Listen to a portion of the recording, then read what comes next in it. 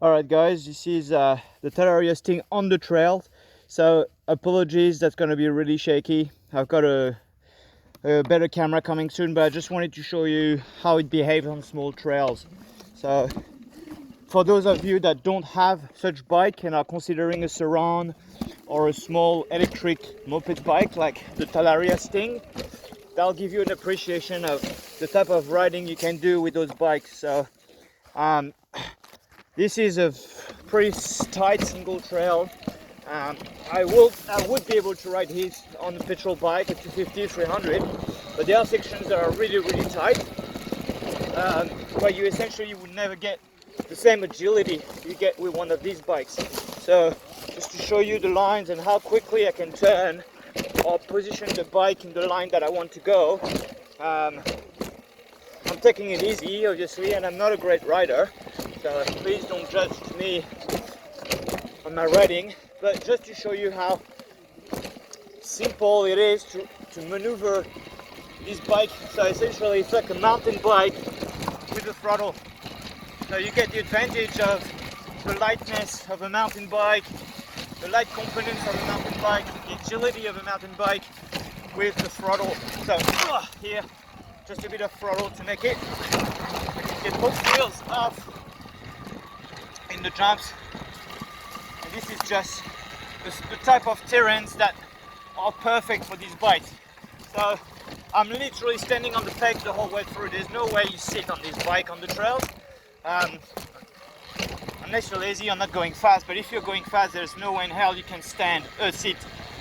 You got to stand, and then you got to push the bike down, push the handlebars down, and then weigh the outside pegs. And when you do so, it becomes such a pleasure. Woo! You can really push the rear, slide the rear, turn with the rear. So imagine doing essentially the same sort of feeling you get on the 450 or 250 on the motocross bike. You get the same thing on small trails. It's the same feeling you get. But obviously you'll never be able to get that feeling with a big bike at that speed, or not at my riding anyway. I can feel the front touching a little bit, the rear turning and sliding, making the rear make the bike turn. You see this? Last minute. I can the bike goes exactly where I want it to go. It doesn't push, it doesn't have mechanical momentum. It's really, whoa! Almost didn't make it on this one. It's just really easy to maneuver. So that's really what you want to consider with these bikes. You can take it in the trails behind your house or places that are really tight. And it gives you a workout because it makes you balance your body from left to right all the time, weighting the outside pegs, so your quads are taking a good hit. It's really good training for normal bikes like, road bikes, race bikes. It's really good training. It keeps you fit,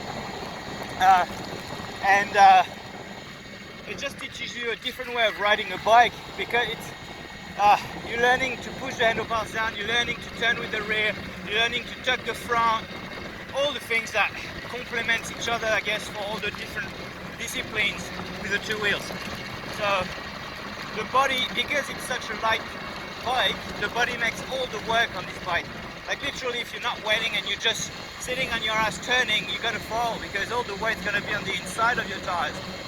But as soon as you move even like 2 centimeters far on the opposite side, you get grip and you feel it instantly. So that's the big thing with these bikes, is you make such a big difference in the way the bike handles and turns with your body, and it's a very good reminder for all the other disciplines. What I'll do is, if you're still watching this video, I'm trying to go slow so it's not too shaky. We have another single trail coming up, and I want you to see, which is a smaller trail. So I want you to see how these things behave on a very small, tight single trail. And of course, it'll be really hard to appreciate with the movement on this video, but hopefully it'll give you an idea of how nimble this thing is. The trail I'm going to take you on, there is no way I could go that fast on a petrol bike. Maybe a 125, but more than that, no way I could go that fast. I'll just struggle to brake everywhere. So here we go. I'll just try to give you a better view. Let's go.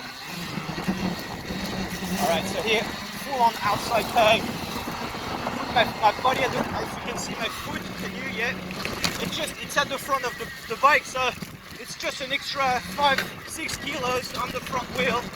Allows me to turn exactly what I want to turn. And now we're going to the downhill bit, which is just unreal on this bike.